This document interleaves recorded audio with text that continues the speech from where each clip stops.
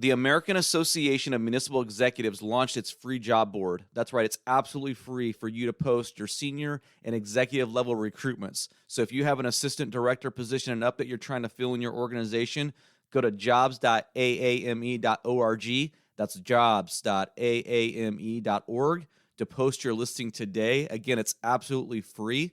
So if you are a city manager, county manager listening to this, if you are an HR director, please share this with your professional networks, post it out on your listservs, get the word out, because we're trying to build the only job board in the nation that is exclusively focused on senior and executive level recruitments. Again, that's jobs.aame.org. Absolutely free. Post your job today.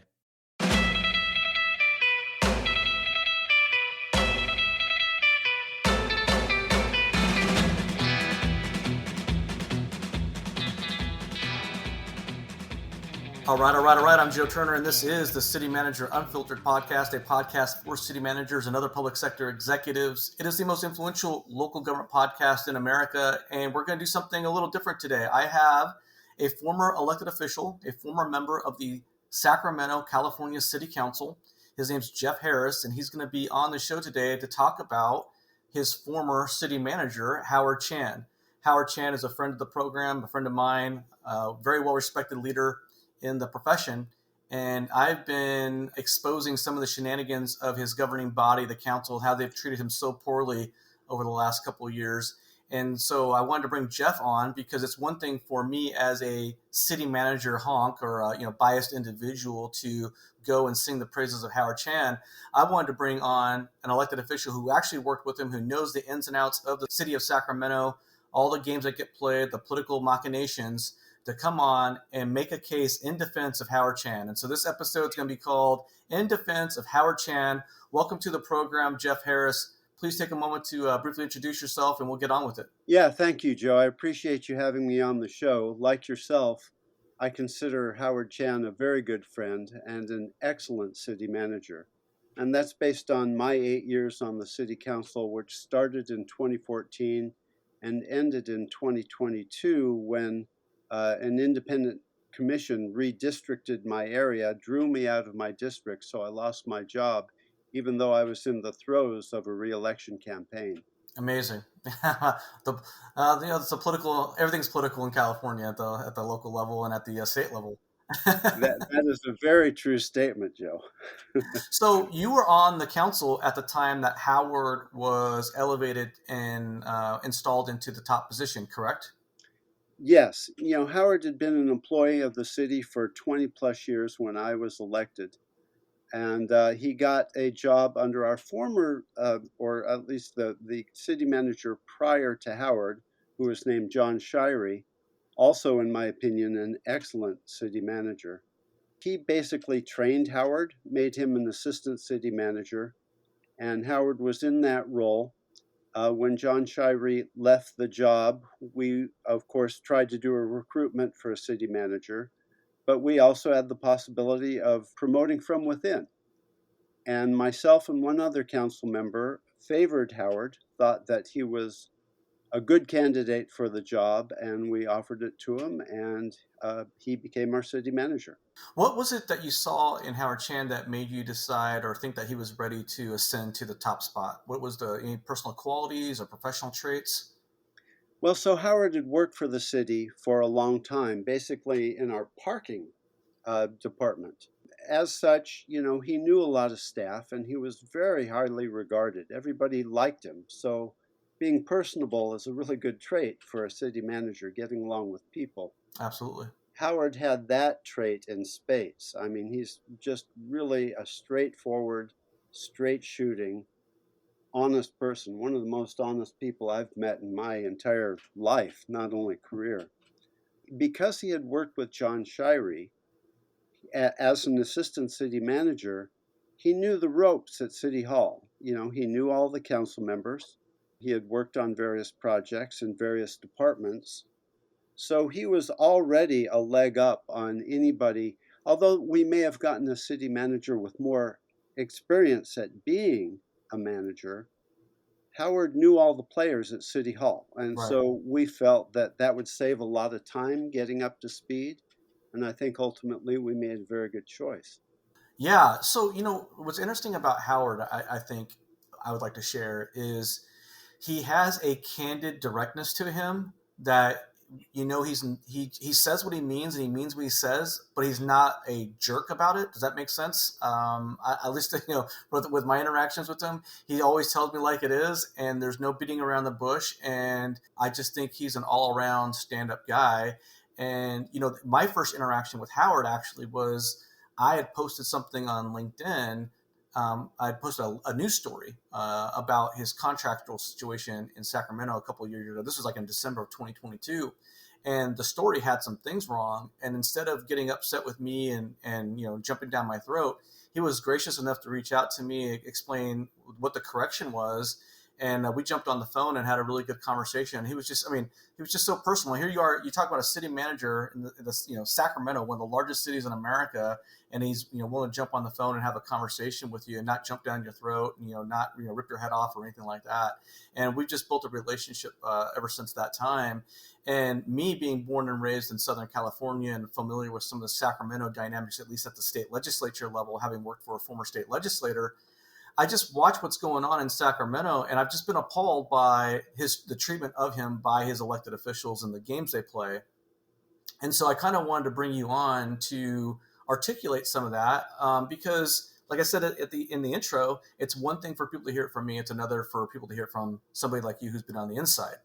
The big thing that has been beaten up on is his salary, this $400,000 salary, and to the uninitiated, that's a lot of money. That's obviously that's a lot of money for the average typical taxpayer to hear or to comprehend, because obviously residents don't make that kind of money. But the city of Sacramento has something like a $1.5 billion budget. I think there's like 2,000 plus employees, maybe even more, Jeff. And Yeah, this is a very complex organization with a lot of political machinations behind the scenes with respect to 9 different council members who are all in varying degrees plotting and scheming their next move or what their next step is. And it's not like most other cities in America. I'd agree with that. Let me correct you on 2 points. It's $1.6 billion budget this year, and we have more than 5,000 city employees. 5,000. Thank you. Yeah. So, if Howard were CEO of a corporation with 5,000 employees in the private sector, he'd probably be making north of $10 million a year. Easy. Yeah. So, it's important that people keep that in mind. And in fact, I brought that up in articles and in speaking to my constituents. The ire that people expressed about the amount of money he made, and even my own publisher for the publication that I have been writing for, was incensed by how much Howard made. Which, I tried to educate people to understand. First off, the city council sets the pay range, right, for the city manager. And so the city council had set a pay range starting in the 200,000s up to a top of $400,000. And when Howard started, he was making, I think, about $290,000 a year, which was commensurate with department heads in the city of Sacramento. So it was not extraordinary. Now, the process that the council follows is that we're supposed to do an evaluation of our charter officers. And of course, the city manager is a charter officer. The city manager works for the council. We hire and fire the city manager. It's not a strong mayor system, it's council manager system. So in our case, it takes 5 votes to hire and 6 votes to fire a city manager. But we were supposed to do evaluations of our charter officers every year and consider a pay raise for our charter officers. They would come in and make the case, explain what they had achieved in the prior year, and the council was supposed to deliberate. They could make an ask for whatever pay raise they wanted. Howard really didn't make much of a case for pay raises. He didn't come into our closed sessions with his hat in his hand saying, "I'm a great city manager." He was really very honorable about that, I would say. And he felt that he was making a good salary most of the time. But the city council When we got around to doing the performance evaluations, and I have to say this is a real flaw with our city council, although we were supposed to do that annually, it often got pushed back by deliberations for bargaining units and litigation things that we would have to deal with in closed session. And I think it was a real failure of the council that I sat on and the council since I left office that they still don't have a regular process to give our charter officers due course and give them a good hearing and give them a true evaluation of their performance. Sacramento really falls behind on performance metrics, and it's one of the things that our council would do well to do better at that. As much as I like to beat up on Sacramento, Jeff, I would say that you guys are not the exception to that rule. That's a very common, unfortunately, situation across the country when it comes to delayed or even skipping the performance evaluations. And obviously, Sacramento has a lot of stuff going on, a lot of challenges, a lot of crises popping up, and public relations issues, and I mean, big problems, homelessness, all the stuff that goes along with running a big city like Sacramento.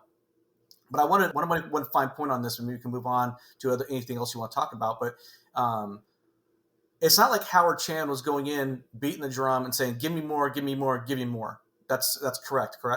He did not do that. That is correct.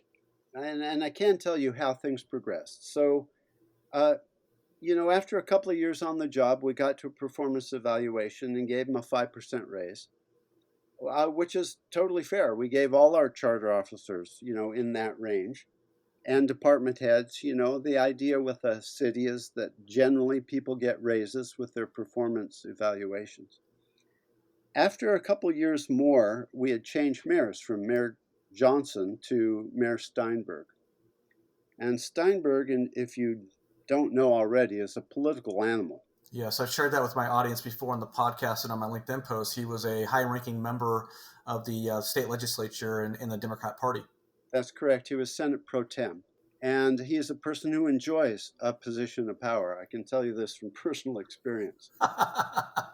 So he was having troubles with Howard Chan personally because when Steinberg came into office, one of the first things he did was try to pass a strong mayor initiative. He wanted to change our city charter so that he would have strong mayor powers and that he would be running the budget rather than the city manager. So that was his aspiration. He failed at the ballot box. He did not get his strong mayor initiative passed. And by the way, I vehemently opposed it, which did not put me in the good graces of my mayor at the time. We agreed on some stuff, but we often disagreed. So we had that kind of relationship. Nonetheless, Howard came up for an evaluation, and in this particular situation, he did ask for a 5% raise because he had not had an evaluation for 2 years. So he asked actually that he get 5% for the previous year and 5% for the current year, which would look like a 10% raise. It wasn't actually. But Steinberg said to him, no, I want to give you 10 plus 10. So essentially, it would look to the public like a 20% raise. And that came from Steinberg, not from Howard. So I'm confused then. So what's the impetus or rationale for wanting to give Howard an even larger raise than the one he even asked for? And then you turn around and I guess a couple years later, he's getting beat up for, making so much money. Well, this is the great hypocrisy of California politics. So if you know Darrell Steinberg, you know that he likes to buy off opposition. This is my opinion. Take what you want, leave the rest. But I have seen him do it many times to get a vote on what he wants. He will offer a council member something, or in this case, the city manager and he were disagreeing on the budget. And I believe, this is my personal belief, that Steinberg thought, well, if we give him a big raise and sing his praises, he'll come around and he'll start seeing my point of view and I'll get what I want. So one of the frustrations, because I kind of know the inside baseball, and I'll kind of tee it up a little bit for you, Jeff, is Howard had a reputation for being very fiscally conservative, I guess, right? Watching the pennies, watching the dollars, watching the purse. And Darrell Steinberg has a penchant for wanting to spend. And I believe there was a natural tension there. Is that correct? That's very correct. Now, understand that I, like Howard, I'm a business owner. I was a general contractor before I became a councilman. I made payroll. I paid workers' comp. If there wasn't enough money, my business would fail. You signed the front of the check, is what you're saying. That's right. That's right. So I appreciated Howard's point of view very much. He was holding the line on profligate spending in Sacramento, which our budget manager regularly came to us and said, if you keep spending the way you are, you will face huge deficits in the out years. And she was very careful to explain exactly how that process was playing out. Steinberg's mantra is more money will come. And he truly believes that more money will come from the state or the federal government or a tax measure, which, by the way, like many tax and spend liberals, he's more than willing to put a tax measure on the ballot every chance he gets. Right. And tried, but failed. He succeeded once with Measure U, a second half cent of Measure U, failed at another tax measure that he wanted to get onto the ballot, and eventually gave it up because it was pretty clear there was no way for passage. There's no appetite. Yeah. So you're saying Steinberg's saying, "Hey, I'm going to give you 10% plus 10% because I want to buy you off and curry favor with you when it comes to you essentially rubber stamping my free spending ways." Is that what you're getting at? That's my opinion. Yeah. Yeah. Yes. Is it true? Is it true, Jeff, that Howard would give mid-year budget reviews and basically say, "Hey, we have extra money here, extra money there, because we're being conservative with the budgeting and maybe overestimating expenses and underestimating revenues." And then every time he would do that, Steinberg and company would essentially take that money and allocate to something else. And then, is it secondarily true that Howard said, basically threw up his hands and said, "I'm not going to do this anymore," and just stop giving mid-year reviews? Or do I have the facts correct on that? You do. So you're exactly right. To run a budget effectively, it's a good thing to be conservative because if you are and you have a few extra bucks, you can choose, where the real need is. Okay. I would say that Howard and his finance team ran a pretty conservative budget. What that meant is at mid-year review, we often did have money left over that was allocated in the budget but wasn't spent. Howard always recommended that we hold it aside for potential problems that come up in cities regularly, like, say, the George Floyd riots, which cost us a tremendous amount. Anything can happen. You know Right. that. But he also said regularly it would be wise to hold this money in advance because we are looking at big pension liabilities. CalPERS lowered their discount rate. It cost municipalities a huge sum of money. He said we should save this money and put it aside for deficits in the out years. Yeah. Hey, Jeff, I want to clue the audience in real quick. So what he meant by the discount rate was CalPERS lowered the expected return on their investment pool, which meant that since fewer dollars were going to be earned in the market, the individual agencies had to cough up and make up the difference in that difference in order to keep the pension solvent or whole. Is that a fair explanation, roughly speaking? That's exactly correct. And they have done that a couple of times. I know they've lowered it several times over the years, and it's cost the agencies quite a bit of money. Quite a bit of money. It caused certainly a lot of financial stress for Sacramento. And I think that CalPERS executive probably makes a hell of a lot more than Howard Chan, by the way. But that's maybe a topic for another day, or maybe not. I don't know. That is also a very fair statement. Anyway, Steinberg just said, we've got money on the table, let's spend it. So he would draft a memo to the council and say, okay, here's an example. We had $20 million potentially to work with. So he would draft a letter on how he wanted to spend it. And it was usually on very liberal causes. It was never on infrastructure. For instance, he came up with Who needs to take care of the roads and the and the sewer lines and everything else, right? I mean, to put it in jargon, Joe, that is not his jam. Well, it's hard to run a campaign or get any photo ops when you are taking care of the essentials, right? It's when you're satisfying some sort of constituency or stakeholder group, that's when you get the campaign material fodder. That may be the conventional wisdom, but honestly, it worked for me. When I ran for re-election after my first term, told people we need to focus on the basics. Yeah, We need to bolster our services, and we definitely need to repair our roads and our pipes. And we need to bolster our levees for flood control. These things must be taken care of. And I really pushed parks maintenance. I was a parks commissioner before I became a council member. So I'm very aware of how wonderful our park system, but how badly it was ignored by the council. So I always, when there was a little money on the table, would always lobby for parks maintenance funds yeah, and road maintenance funds. To be quite honest, the constituents responded to that really positively, and they still do, as evidenced by community surveys that we've put out. And they have said their priorities are public safety and parks and roads right. every time, every time. But those are the things that the council walks away from under Steinberg's leadership, because he wanted to do other types of things. So let me just finish the narrative. We also have an economic uncertainty reserve, right? Our rainy day fund.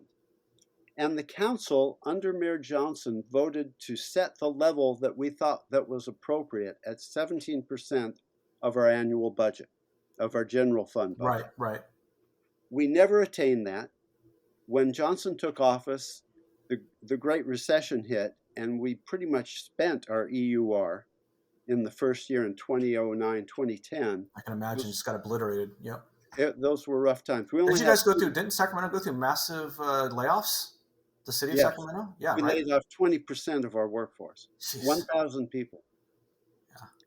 and many cops, and a lot of parks workers, a lot of everybody. So it's a very painful time. Now, mind you, that deficit was $45 million. So just keep that figure in mind. Um, Meaning you owed $45 million to that fund if you wanted to have a 17% reserve. Is that what you're saying? no, no, that when the Great Recession hit, revenues plummeted so drastically that we were $45 million short to balance the budget. Oh, wow. Okay. Wow. Okay. That's And huge. that was what precipitated the layoff of so many I'm employees. tracking you. Okay. But we did, if we had, our budget grows every year. If we had 17% in the EUR right now, it would be probably, I'm guessing, a little over $100 million. We don't have that much. We have about $70 million. So we're less than 10%. We're not at 17%. And because of the budget deficits that we're facing right now, they voted to suspend any allocations to the Economic Uncertainty Reserve. This is a problem. But this is exactly what Howard said to the council. We need to get to what you voted on to get to that 17%. When we have overage at mid-year, why don't we think about putting 10 million bucks in the Economic Uncertainty Reserve? Why Right. don't we hold the excess against future deficits? But no, Daryl convinced the council to spend every penny that was on the table. And yes, you're right. Towards the end of my term, Howard said, I'm not doing mid-year. I'm not even going to bring a report to you guys because I'm saving all that money against future deficits. And I've got to tell you, if that's not a sign of a manager who has real courage and Yes. real fiscal, well, it's fiscal courage, but it's also fiscal knowledge. I mean, he Well, created I a would even go budget. further than that, Jeff. It's personal courage and integrity because at the end of the day, when you are a city manager, you could just go along and just, hey, if the council wants to spend the money, then we'll deal with the consequences later because they're the ones that are putting us in that position. So I mean, it can be easy to just go along with the council because your job's not really at risk, right? It's when you butt heads with the council. And again, I want to impress upon the audience listening. You have to understand, Sacramento is a political beast. It's a political cesspit of individuals who are always gaming and plotting and scheming. This is not your typical council where you might think you have politics and some game playing at your personal city council or your local government level. It is amateur hour compared to Sacramento. I want to make that very clear. And I'm not trying to be disrespectful to anybody who's listening, but if you do not fully understand or grasp the political challenges that you would face in this environment, you can't possibly begin to appreciate or understand how skilled, talented, and successful Howard Chan has been over his career. He's been in that organization for 25 years and about eight plus years as a city manager. And, God bless him. God bless him. 8 years as city manager is extraordinary. The average shelf life for a CM is probably 3 to 4 years in any municipality. It's short. It feels like it's getting shorter every year with the way things are changing and how things are getting more political, Jeff. So I appreciated Howard's courage and his integrity. Uh, we think a lot alike. I, as a council member, tried to preserve the integrity of our budget and to allocate it more realistically to our real needs for services and infrastructure and the things that people told us directly that they wanted in our city surveys. Other council members who are much more politically inclined, and boy, are you right saying that the Sac City Council is a political beast. Many of them have touches on state government. Many have gone on to Assembly and Senate and aspire to that. And so they are thinking of their political futures always. Yep. And yes, it would have been much easier for Howard to just go along with the council and let them blindly walk over the cliff like lemmings, which in fact they've done anyway, because they got rid of a really resourceful city manager in letting Howard go. And the mechanism that they used to do that was just atrocious. And it was so cowardly, too, the way they did it. I accused Steinberg in an article that I wrote of political cowardice. Yes. Because he would not bring to the agenda re-upping Howard's contract when it was imminently going to expire. He said, no, I'm out of here. I'm going to leave it to the next mayor, knowing full well that there was like one meeting to renew Howard's contract or he would lose his severance package. Yeah. It was. Well, let's unpack that a little bit, Jeff, because I want to play a little inside baseball, right? So Howard, his contract ended at the end of December of 2024. Okay, and that's when he stopped being the city manager. But for some reason, and I hope you can give some editorial on this, Darrell Steinberg and company decided that they were not going to renew Howard's contract throughout 2024. They basically let him sit in purgatory. And I know in my conversations of talking with Howard, sometime during this process a little bit, that Howard was like he wanted to come back and be the city manager. He had every desire, every bone in his body wanted to come back and be the city manager for the city of Sacramento. But he was resolute and steadfast in this idea that he was not going to be a lame duck city manager. And it's my understanding that the city council wanted to put him in lame duck status. And that is ultimately why this whole thing turned into a divorce, essentially. The city council offered him not a renewal of the contract, but said they would keep him on a month-to-month basis with no contract. With no contract. So to your listening audience who are professionals in management, would any of them take a job under those conditions? Not one would. No. Nobody. It's so disrespectful. It's so disrespectful.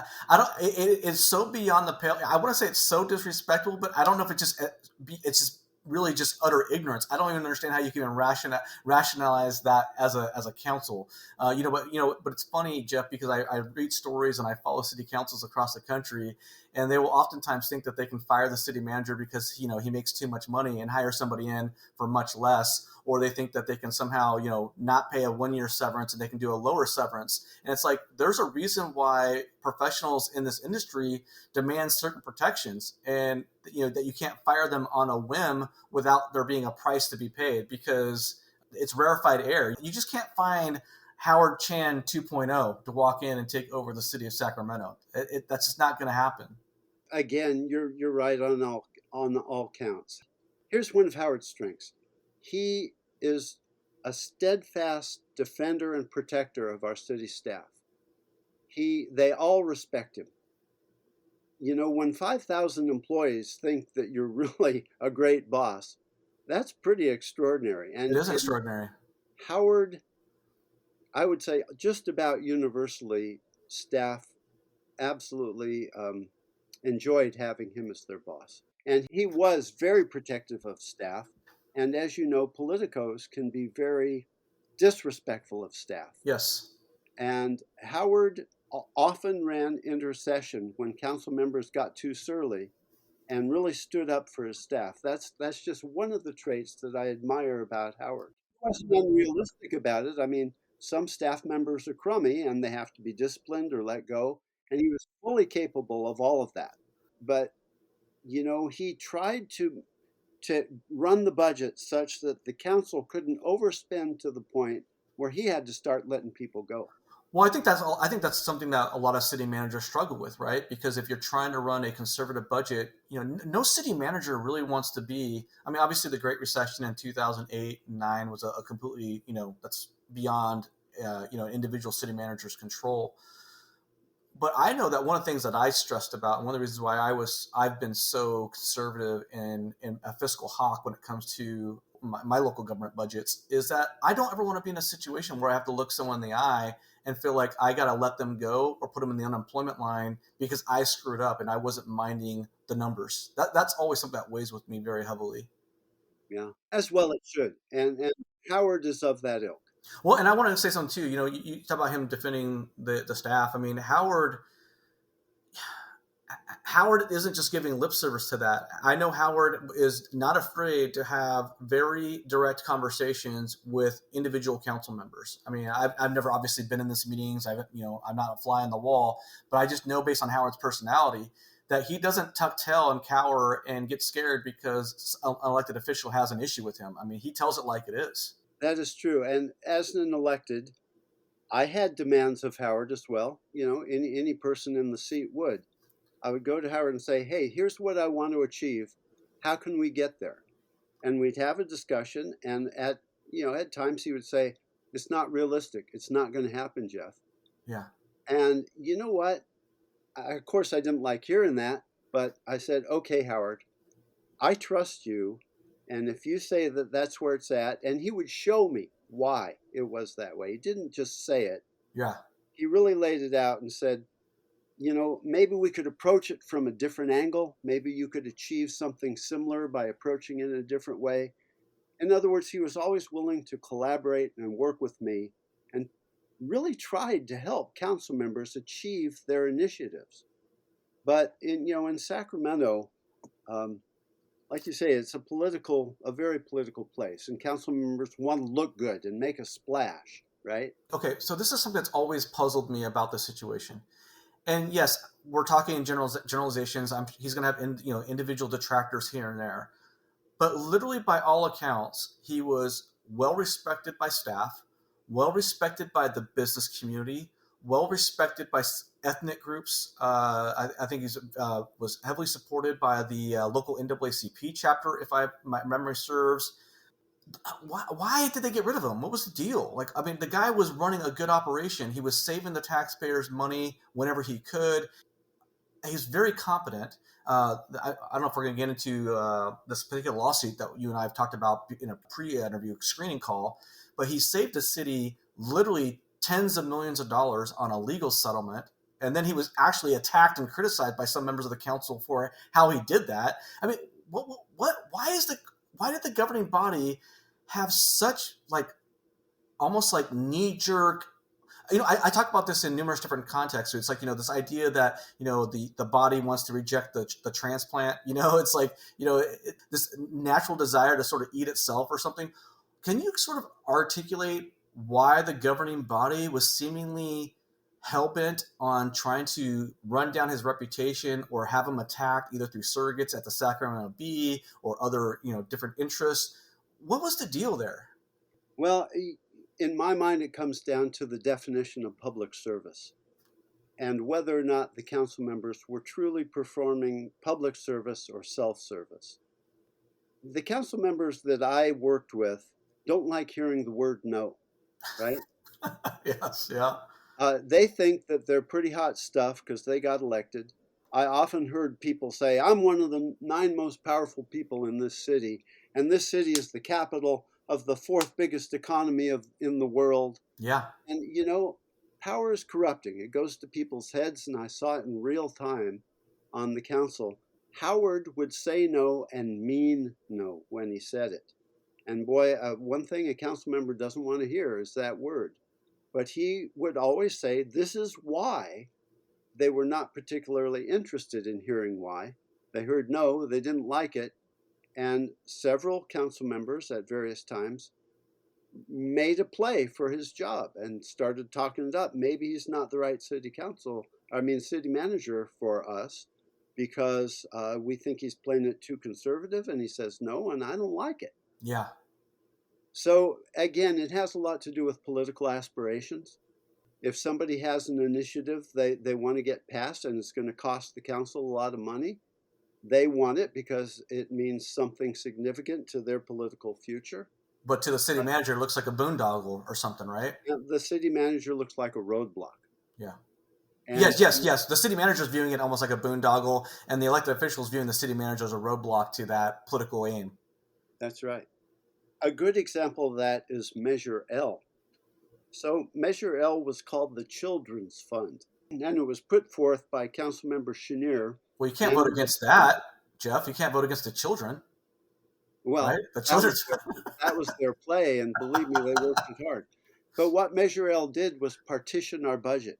It set aside about $10 million annually that was untouchable in the general fund and placed it in the city charter, so that to reverse Measure L, you have to have a charter change, which is a vote of the public, of course. Right.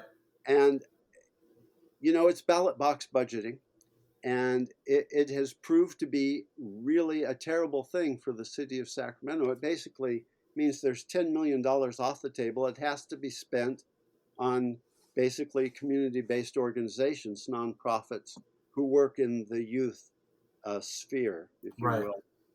But Howard, again, said, well, wait a minute, our parks serve our youth, so we should really take half of this money and give it back to city staff so that they can do their youth forward services.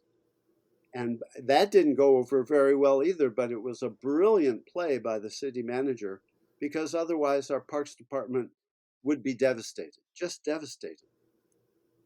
These are the kind of things that Howard Chan pulled off that I thought were sheer brilliance. But other council members certainly don't see it that way because they had other outcomes that they desired. Well, the last question I asked, I was kind of maybe teeing it up and maybe see if you would go there, and you didn't. So I'm gonna circle back and maybe see if I can be a little bit more blunt and whatnot.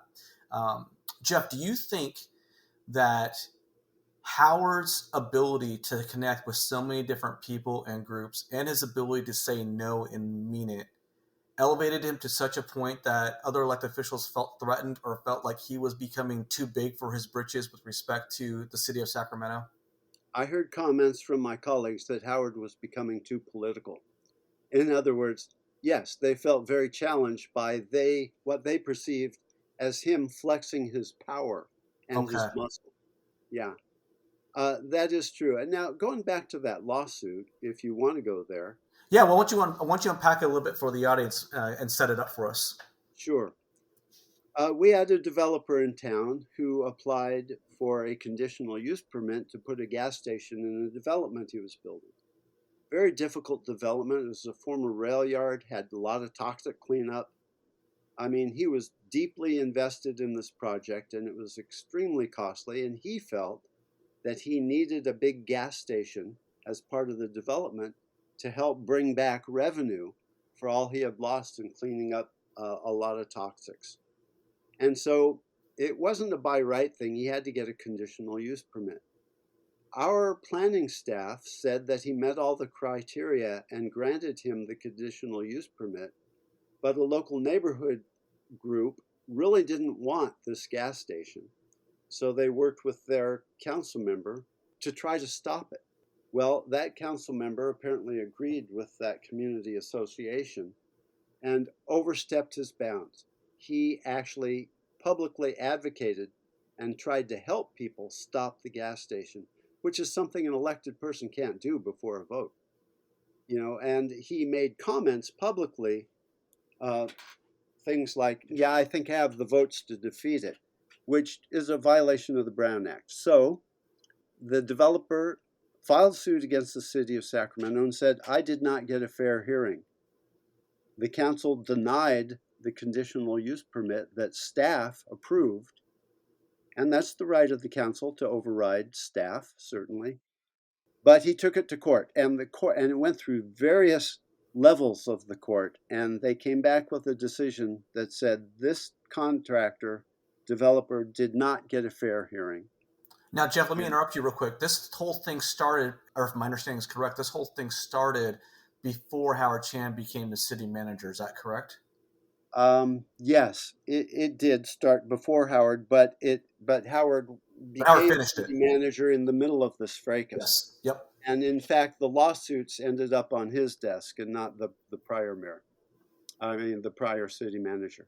Yeah, this went on over several years. In fact, most of my tenure.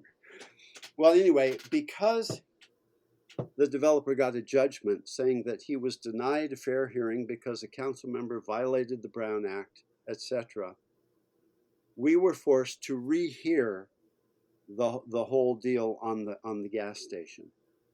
And on the second hearing, the council also voted to deny him permission to build the gas station the way he wanted to build it. I tried to work with him to make it a little bit smaller and move it to a different part of the development. And I thought that was going to work for him. I think he thought it was going to work for him, but the council further irritated him. And this is a guy with a lot of money, and he really hates the city council. So he got more litigation. He threatened to sue the city for $100 million in damages. Okay. Well, Howard knew that would wreck us. And so he started to have talks with this individual saying, look, you're not going to get $100 million. Let's talk about what you really need. Let's talk about what you really feel your damages are. And because of Howard's skill and acuity and his personality, he was able to talk this individual into a settlement, which ended up at about $23 million. Now, in our pre-screen call, and I might be stepping on you here, Jeff, the potential risk, even though no one thought it was going to actually be $100 million, there was a significantly higher threshold of risk that was sort of believed could be possible, right? Yes, my assessment, and I think that possibly of the city attorney, is that we were possibly on the hook for $60 million. $60 million. Yeah. Because of what this one council member, well, a little more than just a one council member, but in part because of this one council member, and then obviously what the entire council did as far as their voting, correct? Yes. I would say the entire council was involved, but the pivot point was the one council member who advocated against the gas station. And because the developer got a judgment, he had grounds to sue for damages. Right.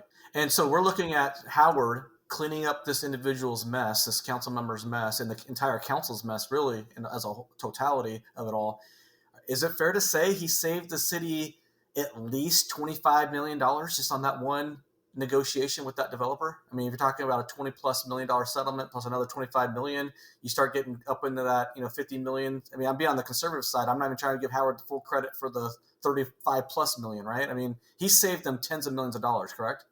He saved the city enough money to pay him as city manager for about 100 years. But he's overpaid. He's overpaid. Exactly. But he makes too much money. No, seriously, he saved the city many millions of dollars. My opinion is about $35 million. Amazing. I mean, because he was so dedicated to the city. He bleeds Sacramento. I mean, he's been there for 25 years, and I know he cares passionately about the city and the people and the staff. He does. He does. It was a great maneuver on his part. In the end, the city purchased a building from this developer as part of the settlement. It cost about $18 million to buy the building. That came out of the city's general fund. And then the rest of the damages were mostly paid by our insurance carrier, our excess liability carrier. And they were eager to get a settlement because the litigation costs had mounted up to a couple of $1 million already. and it was just bleeding everybody dry. So Howard came in and he really pulled out a great win for the city. And to kind of put a fine point on this, I don't know if we need to delve into all the minutia of it, Jeff, but is it not fair to say that even after he negotiates that deal and you guys get the building as part of the settlement as far as exchange for it, so it's not you're just shelling out $25 million in cash with nothing to show for it? Isn't it true that one or more members of the governing body then tried to suggest that Howard might have been behaving unethically with respect to that real estate transaction and do something to personally benefit himself or something crazy like that? There was some, what should we say, trying language put out there that was unjustified and really showed what that council member was all about, which was self-aggrandizement. But it's just very discouraging, very sad that Howard could do all that work, that heavy lifting, and still, it brings me back to the saying, right? No good deed goes unpunished. If no good deed goes unpunished when you're a city manager and you have a political animal trying to advance their political career in the process. Well, I agree with all of that. I guess you can tell from my narrative that I did not see things exactly the same way many of my colleagues did. Absolutely, absolutely. I want to switch gears a little bit because we already at the 45-minute mark here. This interview's flown by, and I want to cover something because I don't think very many people know about this unless they are intimately close with Howard or they follow Sacramento closely. Howard Chan had to go through the George Floyd riots, and at least on one, maybe two separate occasions, I don't know if they were related to the George Floyd timeframe or not, but he had protesters literally outside of his home threatening his home and his family. Is that correct? That is correct, and I think that there's a case to be made that one of our council members directed some of those participants to his home. Disgusting. Disgusting. Just shameful. More than that, really criminal. Can I clarify one point here? Please. About Howard's leaving the city as city manager. Yeah. When the new mayor, Kevin McCarty, came in and Steinberg passed off to him the whole fracas about deciding on Howard's contract. So cowardly. It was absolute cowardly. I want to step on here a little bit, Jeff, because maybe I'm stealing your thunder. What was so annoying to me about this is that you have Darrell Steinberg, who's this political animal who wants to be the strong mayor. This whole thing, he's acted like a strong mayor as much as possible. The governing bodies tried to act, overstep their bounds throughout this entire process. And then Darrell Steinberg, he just raises his hands up and say, what, we're getting close to this election time. What we're going to do is we're just going to punt it over here and let the next mayor and council who have not interacted with him or don't have the same history with him, we're going to give them a few days, a week essentially, to decide whether or not they want to keep him. It's so hypocritical. Sorry if I stole your thunder, but Darrell is such a hypocrite. It was political calculus, Joe. If he fired Howard, a bunch of people would be upset with him. And if he re-upped Howard's contract, some of the more radical people in town and a couple of council members would be upset with him. Steinberg's always thinking about his political future. Yep. So I believe he thought, well, if I just punt, then I come out clean. Anyway, the new mayor, Kevin McCarty, who's also a former member of the state legislature and the city council. He was, on the city council before he ran for assembly. So he left the council the same year I got elected. Anyway, he talked to Steinberg, talked to Howard. Howard made it clear to him, I need to have my contract renewed by December 31st or I lose my severance, and I'm not willing to go there. Right. McCarty, who had said while he was campaigning that he would re-up Howard for a year. In a public debate on TV, he said this. Right. That's right. Said it publicly. Created the expectation with the constituency that Howard would still be our city manager for a year. At the same time, his opponent was campaigning against Howard Chan and stating very clearly that they were not going to bring Howard Chan back. And this all happened in an election where 100,000 votes were cast, and McCarty barely won by about 2,000 votes, Jeff. I mean, it's so dishonest. Agreed. It was a play on his part, I think, to gather some votes because Howard was held in high esteem by many of the people in the city. I mean, some people were definitely incensed by the articles in the Bee saying, oh, he made way too much. And by the way, they misstated his salary. They lied over and over. In a huge way, yeah. Absolute lies by the Sacramento Bee. But the point I'm trying to make, Howard told McCarty, if I don't get a contract, I will lose my severance, and I will not do that. The council voted on that severance 4 times, totally aware of it, accepted it, and it was a good safety play for Howard. It's a good safety net. And McCarty said, I'm not going to hear this until after the first of the year. And so the clock ran out, and Howard resigned on the last day of the year so that he could keep his severance pay, Yes. which he was totally entitled to.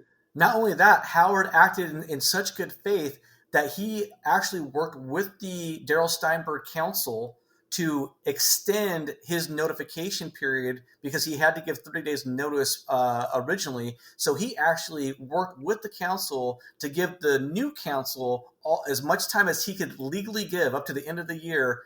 And that, I mean, and then you have the Sacramento Bee and other folks trying to make it sound like the council fired Howard or got rid of Howard. It's just so disingenuous what you read in the paper. There's even one more ridiculous piece to this puzzle, Joe, that you may not be aware of.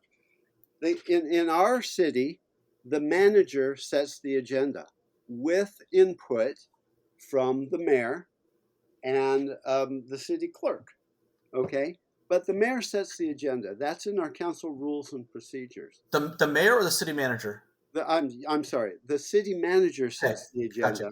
with input from the mayor and the clerk. Right. Thank you for clarifying that. So Howard goes to Steinberg and says, hey, time's running out. I'm going to put on the agenda the renewal of my contract. And the city council voted to remove from him the right to agendize his contract. Then Steinberg kicked it to the new guy who said he was going to do it.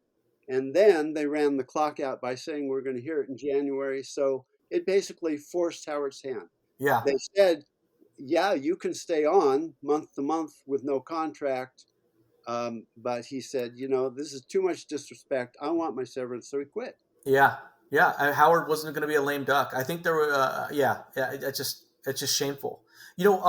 There was a funny story that the Sacramento Bee, again, those charlatans attacked Howard Chan on. I'm not sure if it was an actual article or an opinion piece. I want to be clear about that.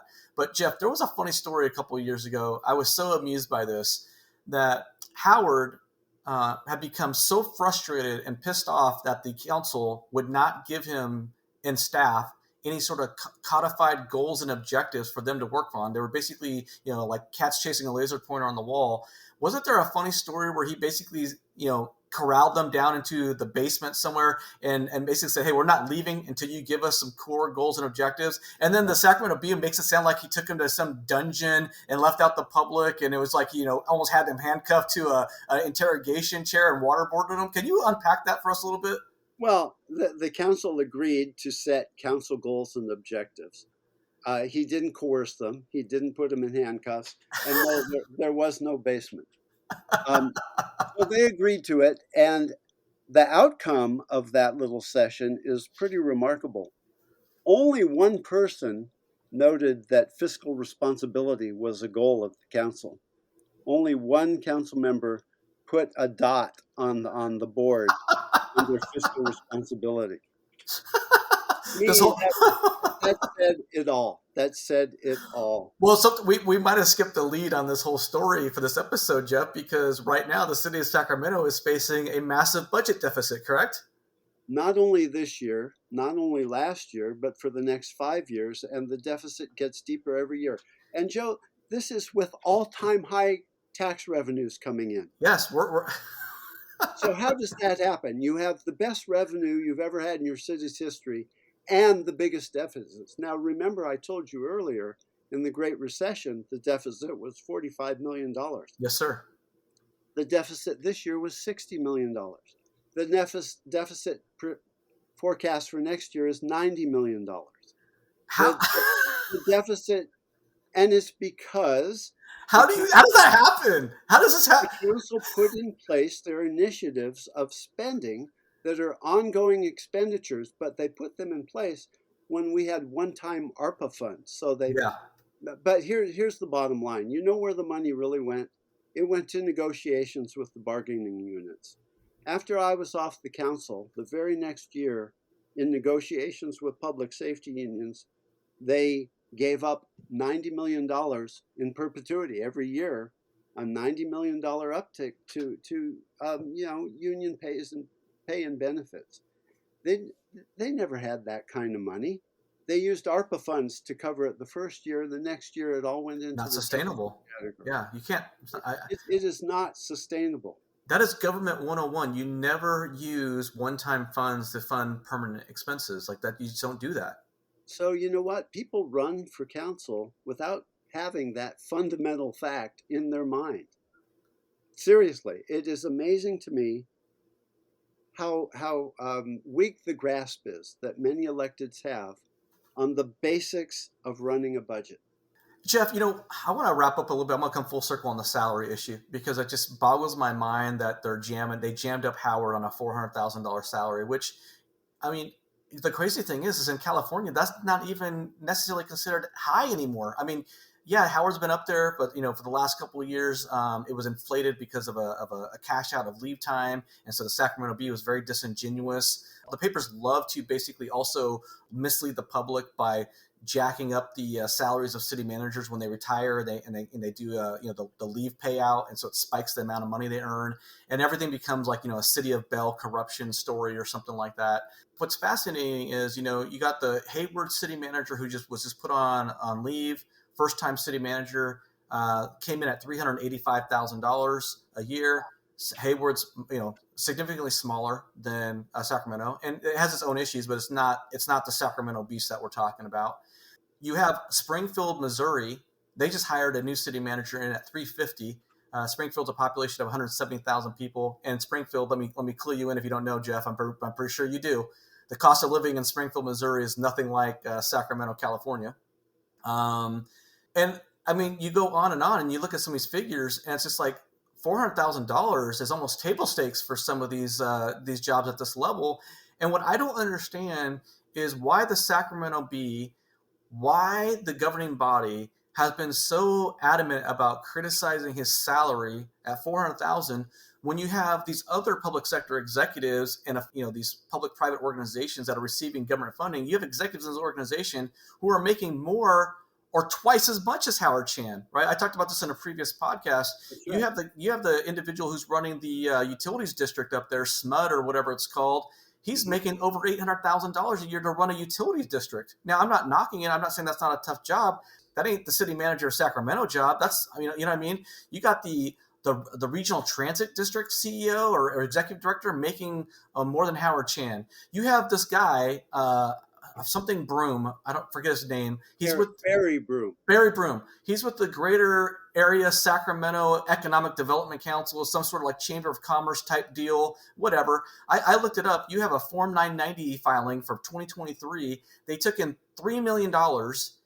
The city of Sacramento budgets $200,000 in the budget to pay for this organization or contribute to it, right? Yeah. And he made $750,000 according to the Form 990. For managing an organization with $3 million in revenue. I mean, that's a rounding error for Howard Chan. I'm glad you bring all this to light. So here's the irony, and this just really kills me. $400,000, the upper range for Howard and what he was making when he retired himself, when he quit to save a severance, is about 3% less than managers make in a city this size with this many employees. So no, he was not overpaid. This guy earned every single penny and was worth every single penny. And as we've pointed out, he saved the city of Sacramento millions of dollars.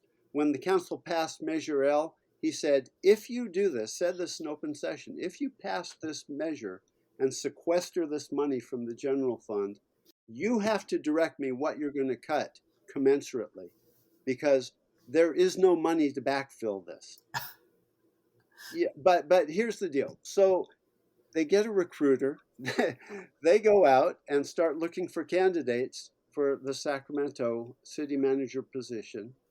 And the recruiter comes back to the city council and says, you really need to up the pay range if you want to get a qualified candidate, because this is a big city and a difficult city to run. So the council took a vote and raised the pay range. they will likely get a less qualified manager for more money than Howard Chan. And when they do, I want to see that council all remove their shoes and eat them at the dais. Oh man, yeah, that new range is up to 420. So the crazy part is, and I've criticized Pamela Derby with CPS HR a little bit because I didn't like that range. The argument is that she basically took the pre-existing range and simply adjusted it. But to me, if you're the recruiter and you want to communicate to the council what's going on with the current market dynamics, I think she should have gave them a more realistic range for the market. The floor should have been much higher than $270,000. That range should probably be literally. I mean, the interim city manager right now is making $352,000. So That's right. how do you bring in a new city manager for less than what the interim's making? I mean, at a bare minimum, you would say the range should be 352,000. I think the range should be 400,000 at the below range and up. But I mean, I'm getting nitpicky here, I guess. But I mean, I'm really curious to see what happens. But how Jeff, we've gotten into an hour, and I want to touch on one aspect of the situation that we've not discussed yet. And I was hoping maybe you can unpack this for me a little bit, because I think out of everything we've said so far in this hour, right, if you can say how disingenuous and dishonest and just sort of like, scuzzy the governing body has been in its treatment of Howard Chan, I want to highlight one issue that I think totally encapsulates it and just drives this point home. There was an issue recently during the end of his tenure where he was being attacked and criticized by certain members of the governing body for issues related to DEI and as far as how he handled some issues. I don't know if you care to unpack that or not, or what you know about the inside baseball, but this idea was that Howard was ducking out of meetings and not participating in some DEI initiatives, and it was trying to make it sound like he was not following the council objectives and basically disrespecting the council. Are you familiar with this issue? Yes, but I disagree with it wholeheartedly. Okay. Howard directed his staff, and they did perform on bringing forward all kinds of DEI initiatives. We started a department for that purpose. We hired staff to look at our organization and give an opinion about whether there was discrimination, again, gender or race discrimination, whether or not the population of our city staff accurately reflected, what the general population is in the city. And they came back with recommendations, and the council said, yeah, we would like our staff to more reflect the demographics of our city. No, Howard did the bidding of everybody. He didn't duck away from DEI initiatives. Look, Howard's opinion is that he works for the council. He understands his role. And if he is directed by the council to do something, he would always say, I will do this. This is what I think it'll cost. And that may mean that something else is going to suffer. So if this is your priority, I have to do your bidding. But he would also say if he didn't recommend it. Yeah, yeah. The fact that you have the governing body going out and vehemently criticizing at least individual members of the governing body and trying to paint him as some sort of rebellious city manager who was resistant to putting forth their policies, their agenda, or their programs. It was so disingenuous. Again, and I guess the reason why I want to have this conversation with you, Jeff, and we're going to lead this into part 2 of this conversation, is not only did I want to have this conversation to clear the record about Howard Chan and be an advocate for him and defend a colleague of the profession, I want to give more insight to the next individual who has the courage to step into that seat that Chan occupied and let them fully understand what they're getting themselves into, because this is not going to be your traditional city manager position, and you need to understand what kind of lion's den you're walking into. You're walking into a shark tank. You're walking into a cesspit. These people are not, I'm going to say it, Jeff. I'm not going to say it. A lot of them are not good people. Okay. They are basically power hungry politicians who are always game planning their next move, and they will cast you aside like trash. They will destroy your reputation if they can with their surrogates in order to get their agenda, and you're just collateral damage. It's nothing personal. I don't think they had anything personal with Howard Chan for the most part. It's just that he's an impediment. And so if you're an impediment, you got to go, and all's fair in love and war when you're talking about the Sacramento political world. Well, I would agree with a lot of that. Some of my colleagues really are good people. I think that some of them did not understand Budget 101. I think that some of them let power go to their head. I think that there were at least two really bad apples in the crew who were not good people. So, in that regard, I would agree with you. Yes, being a city manager in the best of situations is a tough job. You know, Absolutely. you're managing a lot of employees, you're trying to keep your city whole, you're dealing with people who want to get stuff done and don't really understand the costs of it. So you try to, as city manager, make them aware of what their little initiative or their great DEI idea is going to cost, and then say, look, here's the reality. If you do this, it could be that something else is going to suffer unless tax revenues really start pouring in. And if we have a surfeit of money, fine, I'll do everything you want. Right. Right. But the city of Sacramento is not in that position and is not going to be in that position, I would say, for at least a decade. Well, I think that's a good spot for us to stop here, Jeff, because we can come back in part 2 of this interview and you can kind of unpack the city of Sacramento, the budget situation, the political dynamics or what have you for the ultimate replacement for Howard and let them know what they're getting themselves into. Sound good? Sounds great, Joe. I appreciate the conversation. Thank you for coming aboard, Jeff. We will continue this conversation in the next episode. I am Joe Turner. This is the City Manager Unfiltered podcast. If you enjoyed the content, please hit that follow, subscribe button.